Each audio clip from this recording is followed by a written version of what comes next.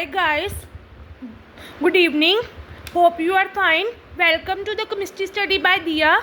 Today we are going to start with the limitations of the valence bond theory. Previous video में अगर आपने मेरी previous video देखी होगी तो मैंने आपको बताया था वैलेंस बॉन्ड थ्योरी क्या होती है. Valence bond theory it was develop by Lewis Pauling ने की थी develop. And valence bond theory में बताया गया कि मेटल और लाइगेंड के बीच में फॉर्म होता है, मेटल और लाइगेंड के बीच में एक बॉन्ड फॉर्म होता है.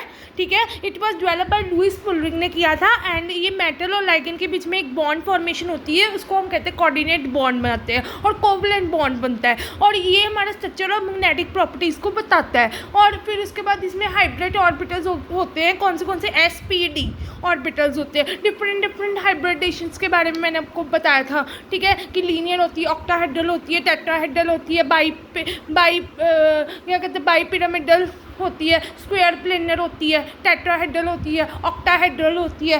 ठीक है, स्क्वायर प्लेनर होती है, लीनियर होती है. मैंने आपको डिफरेंट टाइप्स बताई थी इसकी. फिर कोऑर्डिनेशन नंबर के बारे में बताया था कि अगर कोऑर्डिनेशन नंबर 4 है तो 4 एम्प्टी ऑर्बिटल्स अवेलेबल होंगे. कोऑर्डिनेशन नंबर 6 है तो 6 एम्प्टी ऑर्बिटल्स अवेलेबल होंगे. फिर सिग्मा और पाई बॉन्डिंग के बारे में बताया था. इसमें बताया था मेटल और लाइगेंड के बीच में एक बॉन्ड फॉर्मेशन होती है जो हमारा कहते कोवलेंट प्योरली कोवलेंट बॉन्ड बनता है. स्ट्रक्चर और मैग्नेटिक प्रॉपर्टीज़ को बताती है, ये बताया था. आज हम इसकी limitations of the valence bond theory करेंगे.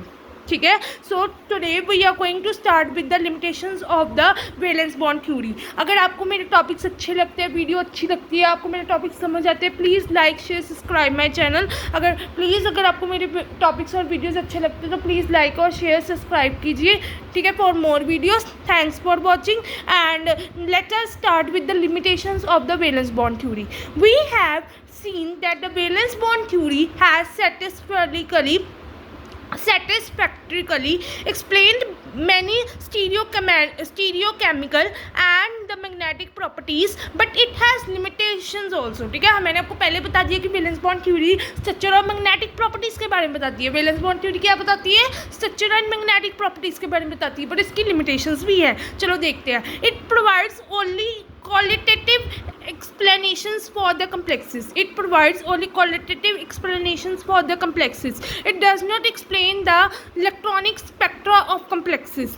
This theory, the theory fails to explain why some metal complexes in a particular oxidation state are low spin complexes, while in other complexes of the same metal ion in the same oxidation state are high spin complexes.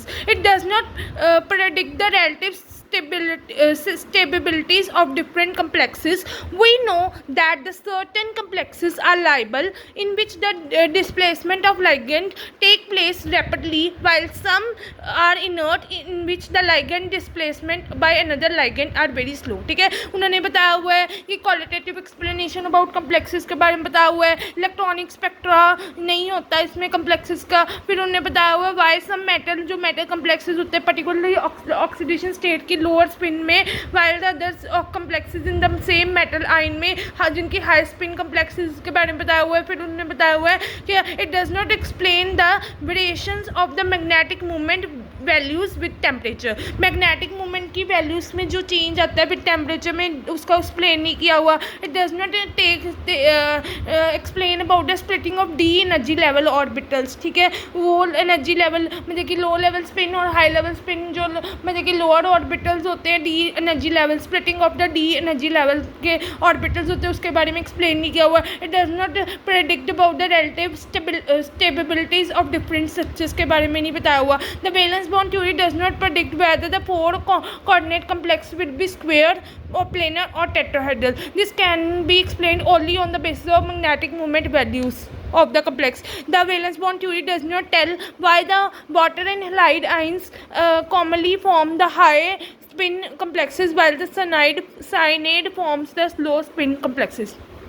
ठीक है, तो अगर आपको कोई पूछे कि water और light में क्या होता है, इसमें हाई स्पिन कम्प्लेक्सेस बनते हैं और साइनाइड में क्या बनता है, लो स्पिन कम्प्लेक्सेस बनते हैं. ठीक है, तो आप दो तीन मतलब आप इसमें से कितने पॉइंट्स आप 4-5 पॉइंट्स याद कर लेना, पहले याद कर लेना. It provides about the qualitative explanation about the complexes. It does not explain about the electronic spectra of complexes. ठीक है, फिर जो उन्होंने इसमें नहीं बताया हुआ metal complexes in a particular high spin के बारे में, और same metal complexes in the low spin oxidation state के बारे में ये नहीं बताया हुआ। फिर उन्होंने splitting of the d energy level orbitals का बताया हुआ है। फिर उन्होंने relative stabilities of the different structures के बारे में बताया हुआ है। now उन्होंने बताया हुआ है कि why water and halide have the high spin complexes while the cyanide have the low spin complexes, ठीक है। now उन्होंने बताया कि वैलेंस बॉन्ड थ्योरी में जो 4 कोऑर्डिनेशन नंबर होता है ना, क्या वो स्क्वायर प्लेनर है, क्या वो टेट्राहेड्रल है, क्या वो ऑक्टाहेड्रल है, ये भी नहीं बताया हुआ। तो मतलब इसमें से 2-3 मतलब 4-5 पॉइंट्स आप याद कर लेना, ठीक है। सो मैंने आपको सारे एक्सप्लेन कर दिए, ठीक है। Please like share subscribe my channel. Thanks for watching.